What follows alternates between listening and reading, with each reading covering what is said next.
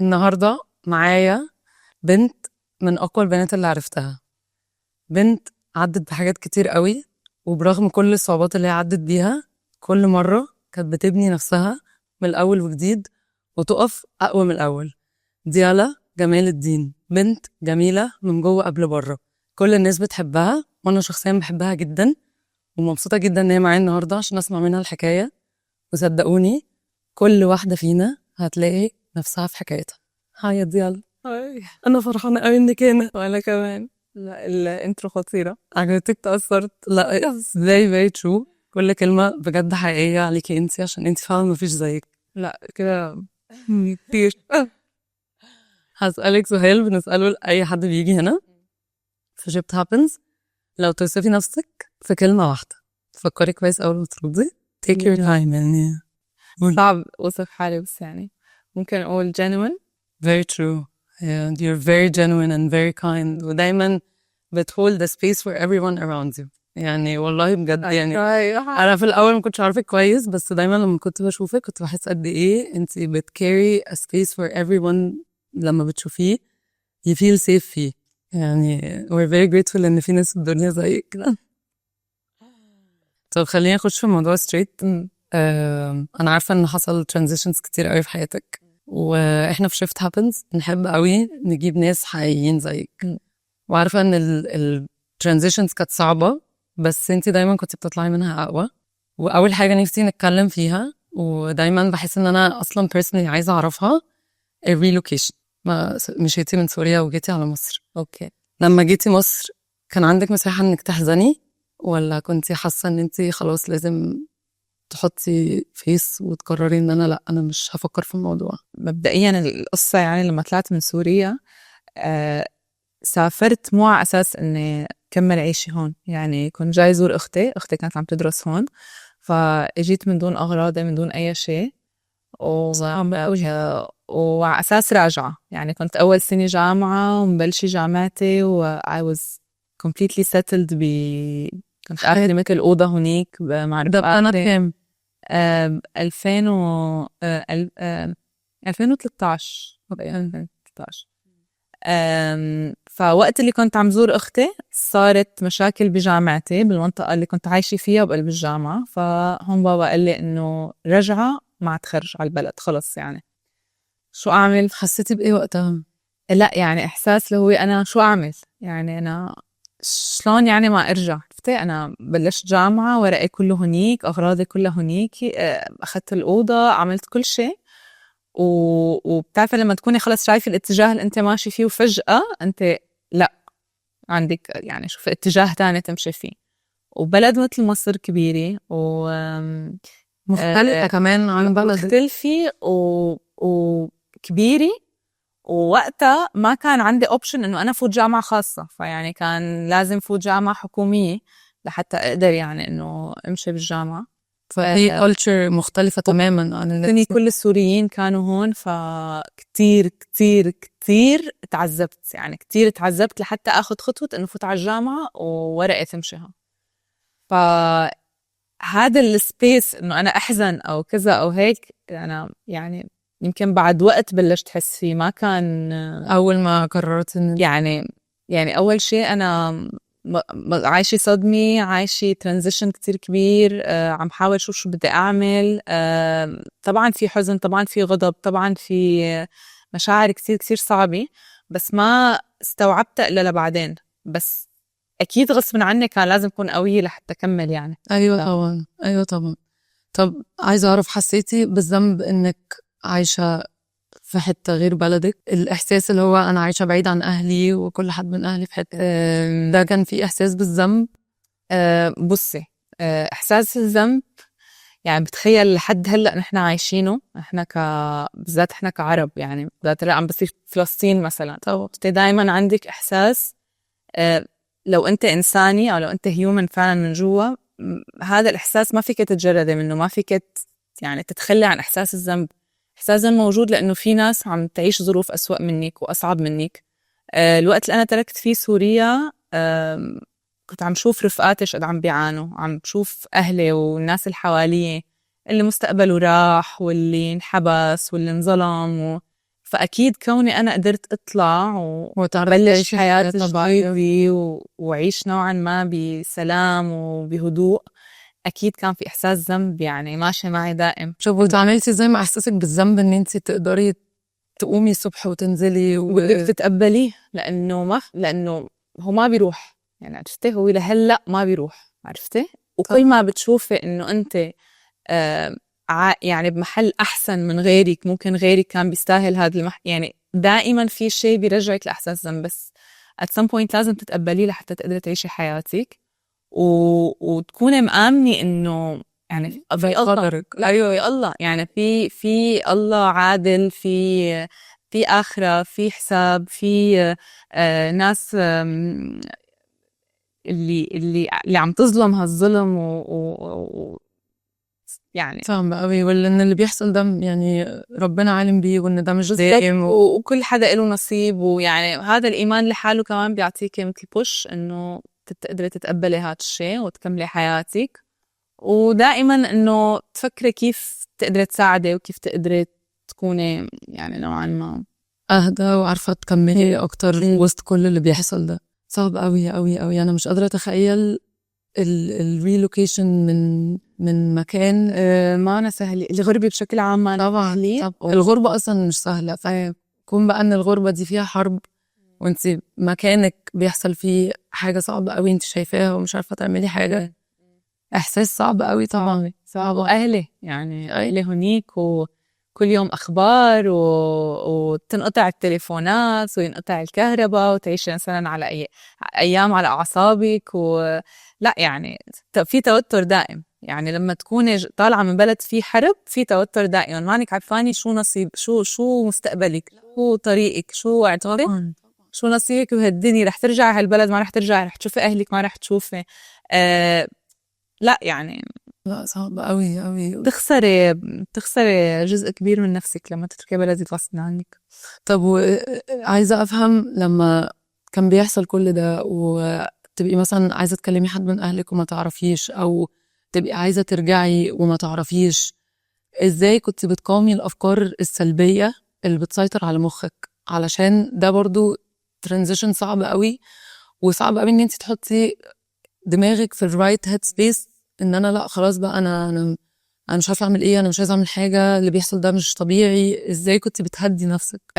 بدي أقول لك شغلي. هلأ أول فترة أنا كمان ما كنت يعني كتير واعي على كتير أمور تصير.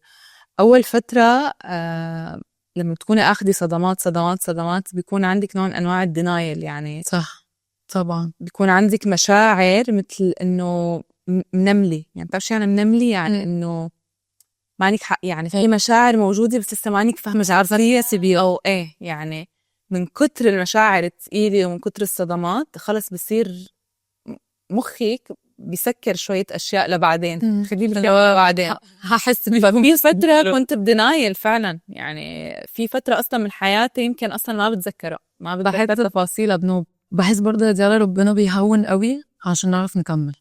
يعني بحس إن لا ده أكيد في لطف، وربنا بيبعت لك ناس، بيسخر لك ناس. يعني مثلا مصر كانت من البلاد اللي هي سهلت كل حاجة للسوريين. يعني سهلوا موضوع الجامعات، سهلوا موضوع الورق، سهلوا كل شيء. يعني أنا بتذكر ما كنت عم بعرف أدخل ورقي أو زبط ورقي، فطلعوا لي مثل استثناء إنه أعمل السنة كلها من دون ما أكون officially يعني registered بالجامعة، وخلوني أعمل الامتحانات وكل شيء لخلص ورقي آخر السنة. فمثلا هاي كانت تسهيل إنه السنة ما تروح علي. الله بيسخر لك ناس رفقة. وقت الله فتح لي باب الرياضة لحتى طبعا كان بالنسبة لإلي يعني طبعا مثلا هاد الشيء كان عم بخليني انه اعرف كمل حياتي بشكل طبيعي. هالفترة كنت عم بقدر ازور اهلي، كنت عم بقدر ارجع شوفهم، كانت هاي نعمة كتير كبيرة وقتها طبعا. في يعني كتير اشياء طبعا ربنا سهل عني يعني طبعا ما it's never black دائما. ايوه يعني ربنا ان مع العسر يسر. ربنا ما فيش في تسهيل. طبعا ربنا ما بيعملش اي حاجة وبتكون كلها صعبة، بيبقى دايما في يسر وفي لطف الحمد لله الحمد لله. طب عايزة أسألك، الترانزيشن بتاع الحرب صعب قوي عليكي وعلى أهلك وعلى قراراتك كلها، ازاي الحرب قدرت تأثر على قراراتك الشخصية وعلى حياتك عامة؟ هلأ الحرب تسحب مني كتير أشياء، يعني تخسري مثلا إحساس الأمان، تخسري إحساس العيلة، تخسري إحساس الاستقرار، في كتير أشياء بتخسريها طبعا. فبتروحي تبلشي بتدوري على هاي الأشياء اللي هي أهم أشياء مشان تحسي إنه تفلفل الحاجة اللي مش موجودة. اللي مش موجودة، وبالذات الأمان. طبعا. يعني أنت طالعة، نحن طلعنا على موت، على يعني صار معنا مواقف كتير صعبة، فأنت بدك تدوري على الأمان. في وقت هيك بتحسي إن أنت بلشت تدوري على هاي الأشياء بالناس وبقوة، عرفتي؟ فممكن تكون باندفاع زيادة عن اللزوم، فبتروحي الأماكن الغلط. أيوة، بتروحي الأماكن مش المفروض تروحيها. بالضبط. فهون بتوقعي بكتير مطبات، ممكن تاخدي قرارات غلط، تفلفلي وتثقي في ناس غلط. بالضبط.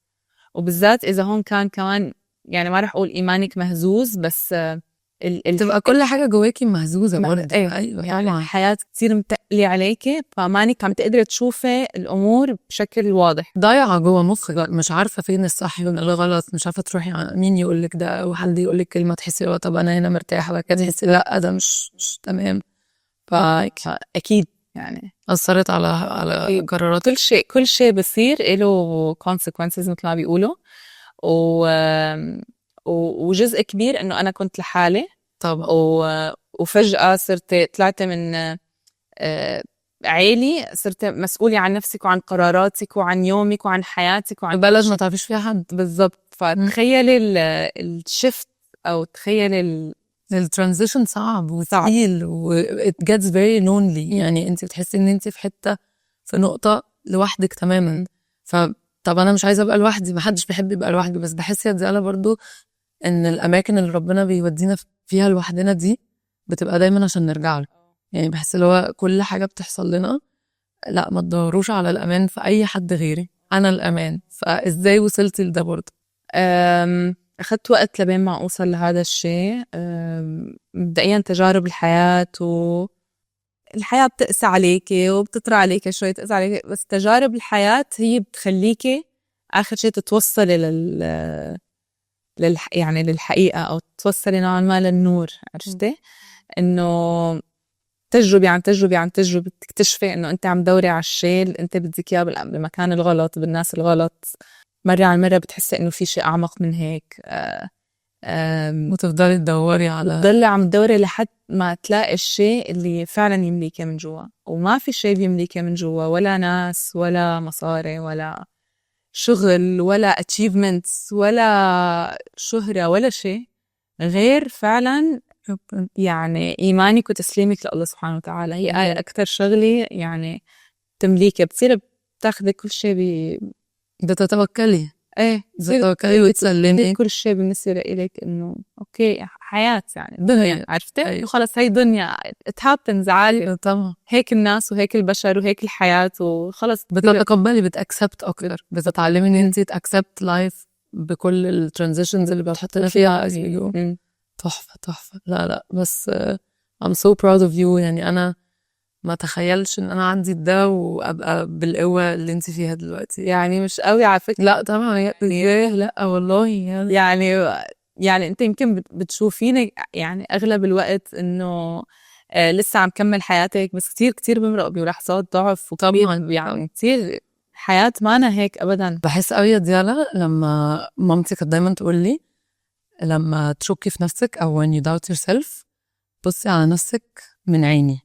فدايما بحس ان احنا لو انت بقى كديالا بصيتي على نفسك من عين ابنك هتحسي انت سوبر وومن. ايوه. الترانزيشن بتاع الحرب كان صعب جدا وشفت كبير قوي في حياتك، وانا متاكده انه لحد النهارده لسه بيأثر عليكي. هل الجرح ده اتقفل ولا انت عايشه بيه دايما؟ بحس انه هو جزء مني، يعني ممكن ما عاد عم بيسيطر على حياتي او ما عاد عم بيسيطر على قراراتي، بس هو جزء من يعني الحرب تاريخ، يعني ماضيكي يعني انت هلا ماضيك وتاريخك وذكرياتك وبلدك وكل شيء بيتعلق فيك انت وبماضيك، فيك تتجردي منه، فيك تنسيه. جزء من التكوين بتاعك. فهو جزء مني، والوجع ما بيختفي وطبعا دائما بيكون عندك حنين، ودائما عندك وات اف، طبعا كل هاي الاشياء بتجي every now and then، بس خلص معناتها عم تسيطر. ايوه بنعرف انه خلاص ربنا بيرجع. طبعا الجرح بينفتح كل ما بيصير شيء بالبلد، يعني طبعا بعد ما هلا صارت لسه كنت اقول لك رجعتي عشتي كل المشاعر من اول وجديد، وشفتي معاناة الشعب، وشفتي الفيديوهات، وشفتي بترجعي تعيشي نفس المشاعر كأنك انت هلا بالحرب، عرفتي؟ فكل ما بصير شغلي بترجعي مشاعر قوية، بس مرة عن مرة خلص انت بتقوي وبصير عندك نوع من انواع الريجوليشن، خلص بتعرفي تتعاملي مع الوجع. او الحمد لله، دي نعمة من عند ربنا. الحمد لله. ماشي، ترانزيشن الحرب. خلينا بقى نخش في الترانزيشن اللي انا فخورة بيكي برضو فيه جدا، ترانزيشن الأمومة. تعملي ايه مع دول؟ والله دول حياتي، احلى حاجة فيها يعني هني حتة من الجنة بجد. ايه بجد هني فعلا زينة الحياة الدنيا. هني احلى شيء بالدنيا. الأمومة بشكل عام is very challenging، وكان فيها كتير صعوبات من أول ما صرت أم. مرق علي كتير صعوبات. ازاي ديالا بتوازن ان هي تكون ام موجودة لولادها جدا، وانا عارفة ان انت بتحطي مجهود رهيب مع اطفالك، وعارفة ان انت very present معاهم، وازاي في نفس الوقت بتقدري تكوني ديالا الست وليكي كيانك، وتعرفي تحافظي على البالانس ده؟ هاد شيء تعلمته مع السنين الماضية، يعني ما فهمته من أول شيء، ولا من أول سنة ولا من تاني سنة، أخذ معي وقت. بس هاي كان نوع من أنواع حب، يعني إنه تعلمت كيف حب نفسي. يعني نحنا ربينا أو كبرنا على فكرة إنه أولادك هدول بتضحي مشانهم وتعيشي مشانهم وتلغي نفسك من شانهم، والمهم هن يكونوا مبسوطين، والمهم بس هذا المايند سيت أو هاي الفكرة بشكل عام هلأ صار في وعي أكتر إنه لأ، الست كمان تختار نفسها وسعادتها وتشوف نفسها، لأنه من دون هذا التوازن حتى تكوني عم تسيئي لأولادك. إذا ما توازنتي أنت كأنثى وكأم وما عرفتي توازني بين الشخصيتين، بين الدورين، أنت بتكوني عم تحطي كتير بريشر على أولادك. فهذا الشيء تعلمته طبعا مع الوقت، من خلال إنه تابع يعني أمهات مروا بالحاجات اللي بيحكوا عن أمور التربية. بسبب إني مريت بفترات كتير صعبة، وحسيت إنه أنا ما عم بعرف أنا مين، وأنا فجأة حياتي تغيرت من أنثى ومن بنت عايشة لنفسي لوحدي، صارت أم ومسؤولة عن أطفال. والوقت انت ما عندكيش وقت كمان. حاولت أفهم كل هذا الشيء من خلال السنين الماضية، وفهمت إنه لأ، لازم يكون في إلي مساحتي الخاصة، ولازم يكون أنا موجودة. فرجعت دورت على نفسي بنص مع نتمنى نقول وعن الأشياء اللي بحبها والأشياء اللي بتحسسني وبترجعني لنفسي. هيك كانت حاجات دي كل شيء بحبه، يعني كل شيء بحبه، إن كان وقتي الخاص، إن كان علاقتي بالناس القريبة مني. رجعت شلون بدي أقول لك، فوقتها الأمومة بتشغلك طبعا، يعني فجأة أنت خلص تنشغلي وما عاد عندك وقت أصلا تفكري بأي شيء تاني. فلما شوي you start slowing down، ترجعي لحياتك الطبيعية وللناس الموجودة بحياتك، بترجع لنفسك. الرياضة، دير بالي على شكلي، على لبسي، على الأشياء اللي بحبها، على السفر، على شغلي، حقق ذاتي بشغلي، عرفتي؟ كل هذا الشيء رجعني شوي لأنوثتي لنفسك. وكمان بحس انت لما هتعملي ده وترجعي لنفسك هتبقي ام افضل. بالضبط. مش هتبقي ما عندكيش البيرن اوت. لما تبقي بيرنت اوت ممكن تنشد كتير لهاد، ممكن تنشد كتير لانه إجاكي مثل إحساس حلو بإنجازك بشغلك أو بالنجاح أو هيك، فتنشدي كتير لهاد، تبعدي عن ولادك أو تبعدي عن دورك كأم، تروحي تنشدي أكتر لهاد. فهون في صراع، هون بيكون في صراع دائم، بالذات مع الأمهات اللي فعلا بيحاولوا إنه هن يكونوا أمهات كتير مناح لأطفالهم. بيعيشوا هذا الصراع وبياخد معهم وقت لبين ما يلاقوا هذا التوازن. وصلت للتوازن من خلال تنظيم الوقت وإن أنت دايما توعي نفسك. أول شيء تنظيم الوقت، تاني شيء setting priorities، يعني كل فترة فيها priorities. هلأ مثلا الأطفال بمرحلة من عمرهم بدهم كتير تركيز، بدهم كتير وقت، بدهم الصيف مختلف عن الشتي، الروتين مختلف، عرفتي؟ setting priorities، تحطي structure لحياتك، دائما يكون عندك intention انت ليش عم تعملي هذا الشيء. يعني موضوع الشغل لما تكوني انت موضوع الشغل وموضوع انك تعمل الاشياء اللي بتحبيها وهيك لازم يكون إلى intention، لازم يكون إلى purpose، لانه انت هلا وهذا هذا المسؤولية كبيرة ومسؤولية كتير كبيرة طبعا. فما فيك بكل بساطة تنشدي لشيء بعيد عن هذا الشيء، عرفتي؟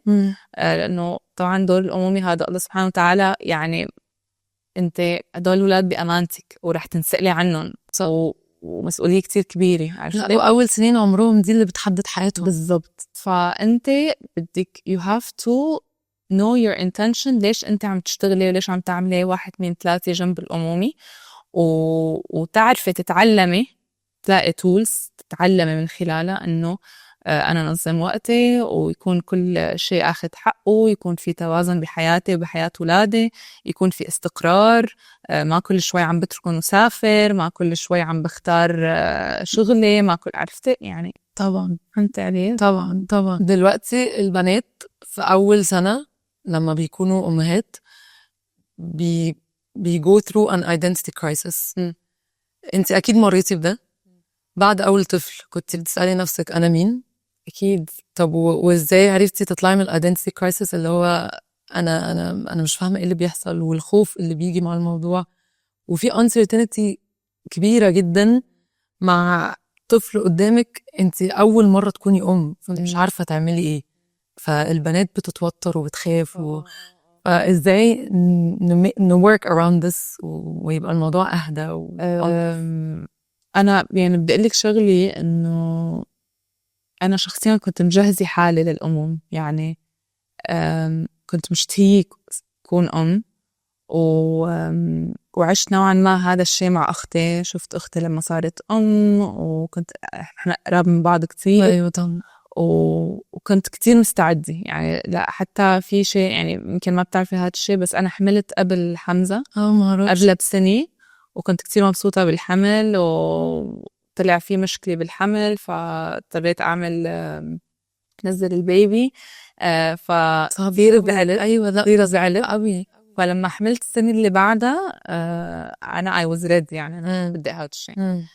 فمع كل استعدادي وكل إنه كنت مجهزة حالي وعشت تجربة مع أختك، عارفاني what's coming كل شيء، وستيل أنا وقعت فخ كتير كبير، صدمة إنه شو يعني كمية تغييرات ما ممكن تتخيليها بعلاقتك مع أهلك، مع رفقاتك، بعلاقتك مع نفسك جواكي، يعني بنظرتك لنفسك، كل شيء بدك تعملي له ريستراكتشر. عرفتي؟ خلص أنت معتك ديالا، أنت بلس أنت مين، فعرفتي؟ أنت بلس أنت شو identity crisis مرحبا. أخذت وقت.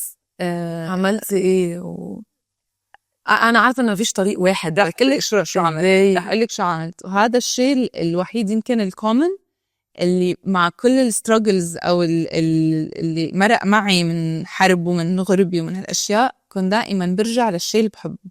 شو الشيء اللي بحبه؟ رياضة.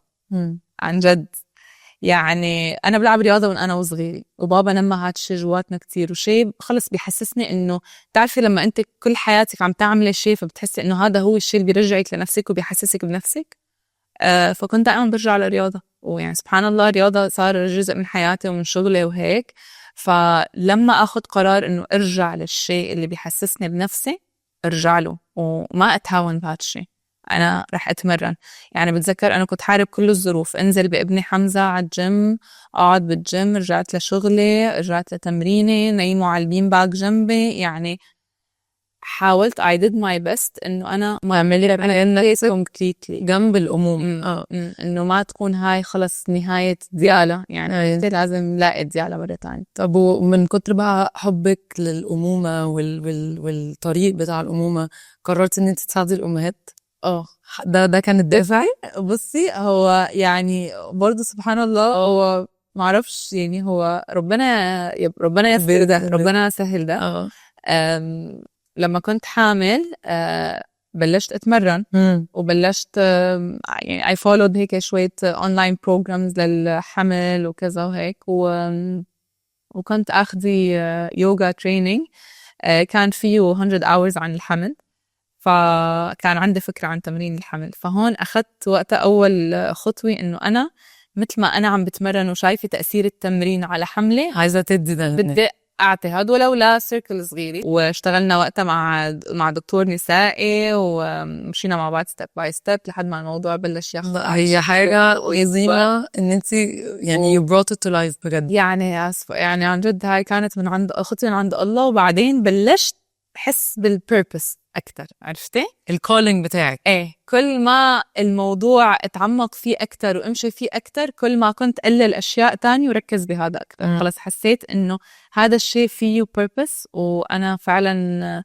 عم بقدر ساعد الناس بشكل لسه أكبر، وما بس عم ساعدهم physically، أنا عم ساعدهم mentally و emotionally بهاي الفترة الصعبة اللي عم يمرقوا فيها. فخلص هذا صار الدايركشن تبعي ومشيت فيه وركزت فيه، والحمد لله. يعني أنا طب البيربس ده ولما قررت تعملي الموضوع ده حسيتك بالأمان وحسيتك إن أنت دي الحتة اللي أنا عايزة أبقى فيها؟ يعني آخر ممكن أقولك آخر 2 حسيت إنه this is it. ولما بتشوفي بقى حد اتأثر وحد الموضوع نجح معاه تحسي إن خلاص كده أنا راضية أوي يا رب. لا أصلا إحساس إنه تجيني الأم تقول لي أنا ولادتي كانت كتير سهلة بسبب التمرين، أو الدكتور قال لها ما شاء الله مثلا عضلات بطنك، عضلات حوضك، ما بعرف الريكفري شقد كانت، حتى getting through الحمل. يعني انت الحمل صعب، ما سهلة طبعا يعني جدا. getting through انت جسمك عم يتغير وحوضك وبطنك وهرمون يعني كتير قوي. فانه يكون عندك مصدر سعادة وبلس سبورت من يعني ناس حواليك كلها مثلك، فهذا كان يعني ده بالنسبة لك اللي بيخليكي اللي هو أنا تمام مبسوطة. ديالا الست لما بتخلف ولما بتبقى أم حاجات كتير قوي بتتغير فيها. ايه أكتر حاجة الأمومة غيرتها في ديالا، أو حاجة ما كانتش موجودة فيكي ولما بقيتي أم بقت موجودة فيكي وباينة أكتر؟ يعني في كتير أشياء طبعا تغيرت، ما فينا أحدد لك شغلة واحدة، بس يمكن أكتر شغلة هلأ كليكت معي الموضوع العشوائية. كنت قبل الأمومة كنت عشوائية كتير، واللي براسي بعمله واللي جا عبالي بعمله، وما كتير عندي structure لحياتي. الأمومة يمكن غصب عني جبرتني أكون منظمة طبعا. بالذات إنه أول أمومتي كنت لساتني عشوائية، لساتني نفس الشخص، لأنه طبعا عادة التغيير بياخد وقت. فكنت برضي حمزة إمتى ما كان، بنيمه إمتى ما كان، لوقت ما وقعت بالفخ هذا تبع اللي نظام ابني بيرضع طول الوقت حتى هو نايم. نومه طبعا ما له منظم أبدا. لوقت ما بلشت أتعب أنا physically ومنتلي، يعني هون قلت لا خلص لازم تشتغل على نقاط معينة. فبتخيل إنه هاي موضوع تنظيم الوقت وهذا كتير أصلا فرق معي أنا شخصيا بحياتي وبشغلي. يعني طبعا عملته بسبب إني صرت أم، واشتغلت على هاي شغلي بسبب الأمومة، وترفلكتد على كل شيء. يعني فدي حاجة الأمومة على بتهالك بالضبط اكتسبتيها من الأم. تحفة الصراحة. طب عايزة أسألك، بعد ما بقيتي أم حاسة إن مفهوم السعادة عندك اتغير؟ بقيت أكتر حاجة بتسعدك مش هي كانت الأكتر حاجة بتسعدك زمان مثلا؟ بالنسبة إلي السعادة سعادة، يعني بالنسبة إلي السعادة هي شعور وإحساس وبيجي من كتير أشياء، بس ما رح أقول إنه هو مفهوم تغير. هو يمكن شفتد لشيء أعمق أو لشيء طبعا أكبر، في purpose أكبر، وفي حتة منك. في حتة مني. يعني صرت أفهم يعني شو يعني لما أهلي يقولوا لي إنه إذا أنت مبسوطة نحن مبسوطين. أيوة بجد جملة دايما قالت بجد إنه وفعلا لما تحسي بسعادة أهلك لما أنت تكوني ناجحة وعملتي شيء منيح بحياتك، هذا الشيء فهمته لما أنا صرت أم. لما ابني عمل أي شيء اللي هو العادة ارجع أقول أنا حمزة عمل ما بعرف شو، إنه منبهرة فيه، عرفتي مبسوطة من قلبي. فهذا الشيء فهمته فعلا. هي الأمهات دول أحلى نعمة ربنا بقتلها إن هي مبسوطة بيكي قوي. تفتكري؟ طبعا. لا بجد أمهات يعني كل أم عظيمة بجد والله. الحمد لله إن في أمهات زيك في الدنيا بجد. الحمد لله. حاول. لا والله I'm very proud بجد. وأحلى حاجة بتعمليها إن انتي مش بس أم عظيمة، انتي كمان بتساعدي الأمهات. يعني فالبيربس جميل. وزي ما قلتي بالظبط في الأول لما قلت لك وصفي نفسك في كلمة قلتي genuine and you're very genuine. بتعملي كل حاجة بقلبك وعايزة تساعدي كل الناس وبتhold an amazing space for everyone. We need more of you والله بجد. So proud بجد. بكسف لما أسمع. لا it's true يعني انت محتاجة تسمعي الكلام ده عشان هو حقيقي بجد. طب تعالي نروح لآخر transition. اللايف experiences بتاعتك كتير وصعبة بس انت طلعتي منها أقوى و very wise. بس في الأولها كان الموضوع تقيل وصعب في كل life experience بتحصل. عايزة أعرف اتعلمت ايه من دروس الحياة، ولما الدنيا كانت بتبقى ضلمة قوي ولوحدي قوي عملتي ايه؟ اوكي، خلينا نجاوب على سؤال. اول شيء شو تعلمت او الحياة شو علمتني لحد هلا. يعني انا هلا 31 سنة. يمكن اخر كام سنة كان كتير فيها دروس. اهم دروس تعلمتها انه نحن في دنيا، انه نحن هذا اكبر درس، انه نحن بدنيا. يعني الدنيا الله سبحانه وتعالى خلقنا كبشر ما لنا كاملين طبعا. وخلق دنيا عبارة عن امتحانات. خلقنا لحتى نعمل شيء بهالدنيا ونمتحن ويصير إلنا مكان بالآخرة، يعني يصير إلنا نوصل لشيء بالآخرة. فلما فهمت هاي الشغلة، أو يمكن الحياة غصباً عني فهمتني إنه الناس مانا perfect وكل شخص عنده عيوب وكل شخص عنده صراعات وكل شخص عم بيعاني. أهم درس تعلمته إنه ما أحط expectations من الناس أو من العالم، لأنه ما فيك